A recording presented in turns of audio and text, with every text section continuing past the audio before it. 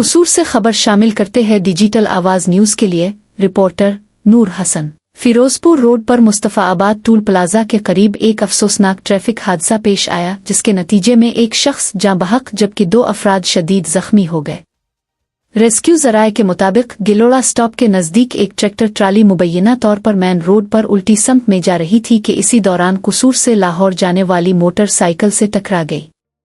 हादसे के नतीजे में मोटरसाइकिल सवार अदनान वलद मोहम्मद अकरम तकरीबन 8 साल मौके पर जाँ बहक हो गया।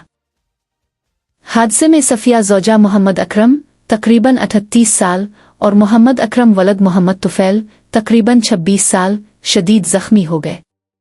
इत्तला मिलने पर रेस्क्यू टीम फौरी तौर पर मौके पर पहुंच गई और जख्मियों को इब्तदाई तिब्बी इमदाद फराहम करने के बाद तशवीशनाक हालत के बाइस लाहौर मुंतकिल कर दिया गया।